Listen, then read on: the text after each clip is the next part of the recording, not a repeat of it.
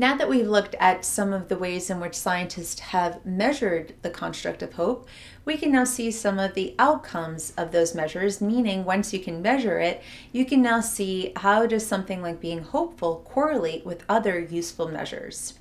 So we know that hope and optimism predict many desirable outcomes.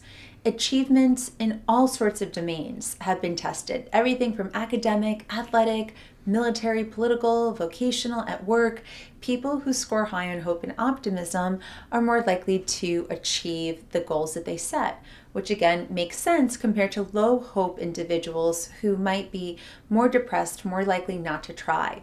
We know that people who score high on hope also tend to be less depressed, less anxious, have better social relationships, and also have stronger physical well-being. Again, it makes sense that there would be less anxiety and less depression because when you're hopeful and you have a sense of self-efficacy that you can drive your goals, those are going to help us feel better about ourselves, and feel better in those relationships that we get into.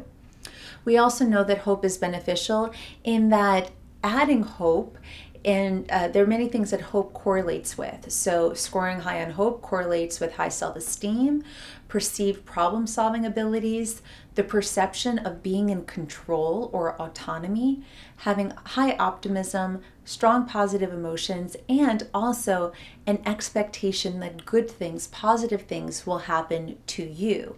Again, these are correlations, they're not necessarily causations, because remember, having positive expectations that good things are going to happen to you could cause you to feel hopeful, or having positive emotions can help you perhaps feel more hopeful as well. But we do know that these things are positively correlated with each other. We also know that active problem solving is another correlation of hope. So people who score high on this tend to look for problem relevant sources of information, and they're more likely to put their attention onto things that can help them solve the problem, compared to people who might be low on hope, which the research basically shows they might be less likely to even pursue ways of solving the situation.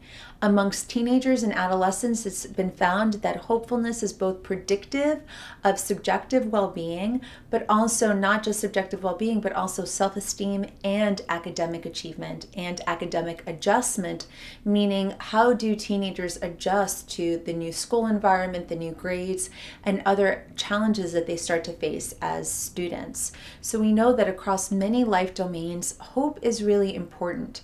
Hope is worth cultivating, and that without hope, we cannot make change.